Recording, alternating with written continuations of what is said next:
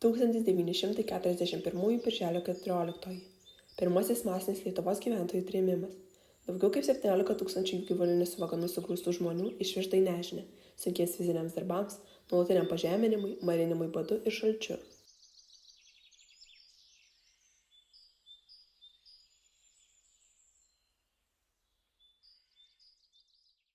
Sakė, kad kraustykitės, viską vežkit, mama viską jau man pasakojo, man vaikučiai aiškino, kad tavo daiktukus viską sudėsim, o tas reketas, stribas rupūžiai, sako, viską iš jų paimkit, jie niekada negrįš į Lietuvą. O aš sėdėjau ant medinio arkliuko tokio, neįsiu ir viskas, neatiduosiu. Jisai griebė man, sukruvino mano mažiuko rankas, ištraukė man tą arkliuką ir sakė, tau niekada nereikės. O šitą tai aš taip ir liko per visą gyvenimą. Man šiandien 80 metų ir aš va šitą, kai niekad man tas baisus jausmas nepalieka. Koks turėjo būti žiaurus žmogus, kad atimti iš mažo vaiko žaisliuką. Aš karininko sūnus, aš iškentėsiu.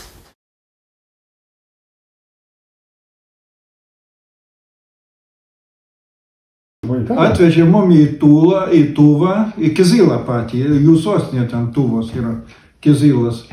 Ir dabar jie apsižiūrėjo, po paros sako, ne tu dar privezli, ne ten atvežėm. Apsuko ir dar 500 km mum atgal, paklydo jie girti. Na ir atvežė iš Kizilo, mum atvežė į Irkutską.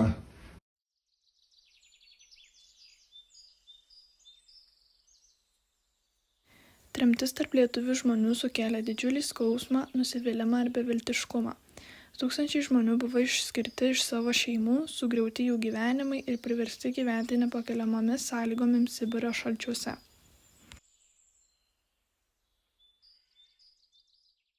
Kad absoliučiai su maistu buvo blogai, absoliučiai vaistų jokių neturėjom. Ir žmonės, ir vaikai, ir nuo ligų labai greitai pradėjo mirti, ypač seneliai visokie ten staigiai išmirė. Labai greitai prasidėjo laidotuvės, dabar ten su laidotuvėm tai buvo dar, aš dar taip nesu matęs. Kadangi ten amžinas įšalas, tai ten negalima žiemą, jau prasidėjo žemė atitirpsta tik apie metrą, pas mumi tai buvo. Žemė apie metrą atitirpsta ir kūrendavo laužus ten, kad palaidoti žmogų. O toliau metrą pakasa ir ten stovėdavo vanduo. Į vandenį kišdavo grabus.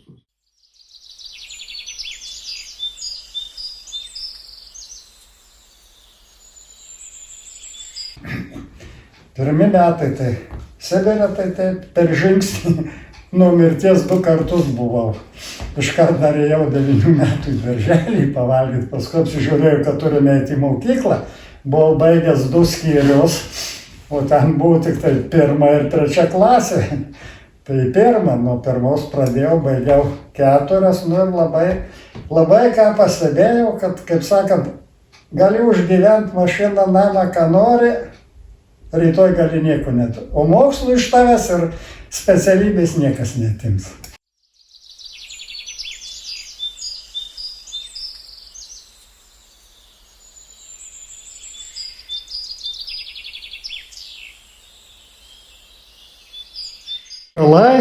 Ir neapsakomas tėvynės ilgesys.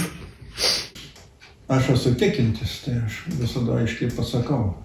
Aš tikiu į Dievą, visagalį tėvą ir jokių pakeitimų man nieks nepadarys. Mes tai buvom įsitikinę, kad viešpats mumi davė išbandymą, bet ir davė jėgų mum atlaikyti tą bandymą. Tai mes likom ir grįžom gyvi.